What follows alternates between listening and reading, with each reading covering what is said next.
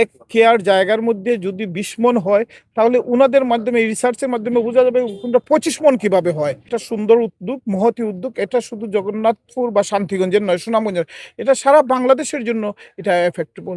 কৃষক ভাইদেরকে এটা এক্সপ্লেন করতে হবে, বুঝাতে হবে, এবং আগামী বছর আমি মনে করি আমাদের ফসল এইটা যদি ফলো করি, তাহলে এর চেয়ে দ্বিগুণ হওয়ার একটা সম্ভাবনা আছে পর্যায়ক্রমে। বাংলাদেশ ধান গবেষণা ইনস্টিটিউট এই সুনামগঞ্জের শান্তিগঞ্জে তারা একটা জায়গা পছন্দ করে 51 ধরনের ধান ফসল এখানে রোপণ করেছেন। এটা রিসার্চ নিয়ে এসেছেন। এর জন্য আমি সুনামগঞ্জের শান্তিগঞ্জের পক্ষ থেকে, এই সুনামগঞ্জবাসীর পক্ষ থেকে ওনাদেরকে, ইনস্টিটিউটকে ধন্যবাদ জানাই। এটার মাধ্যমে আমি মনে করি সুনামগঞ্জের মানুষ কৃষি এবং ধানের উপর নির্ভরশীল। এই হিসাবে আমাদের এটা অত্যন্ত প্রয়োজন। আজকে ওনার সাথে আমি কথা বললাম, ওনারা যে ওনার টিম যে ওনার সাথে কথা বললাম, ওনারা যে আন্তরিকভাবে, এই যে শুধু জব হিসাবে নয়, এটার মধ্যে একটা আন্তরিকতা আছে, ভালোবাসা আছে। আমি তাদের কথার থেকে বুঝেছি, তাদের কাজ থেকে বুঝেছি।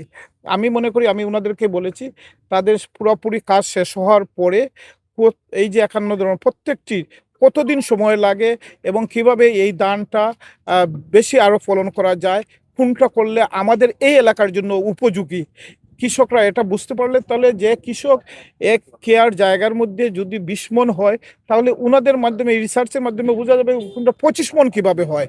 এই জিনিসটা বের হয়ে যাবে।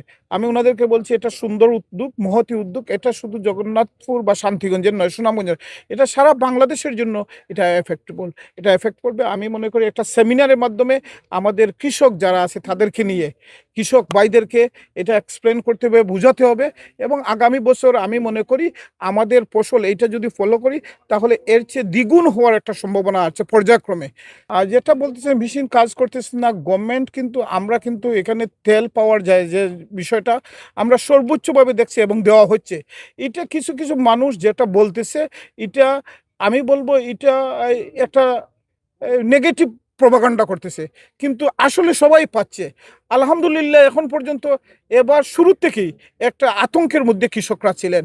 এই আতঙ্কমুক্ত আল্লাহর রহমতে এখন পর্যন্ত আছে। আমি মনে করি আমরা বলেছি এই ধান কাটা শেষ হবে ইনশাল্লাহ, এও তার স্বল্প কয়েকদিনের মধ্যে শেষ হবে। আমরা নিজের উদ্যোগে করব। 1 ফসলি জমি নিয়ে যখন 2 ফসলি করে, গভর্নমেন্ট এটাকে সাপোর্ট করবে, এবং 3 ফসলি যখন করবে পুরোটা গভর্নমেন্ট দেবে।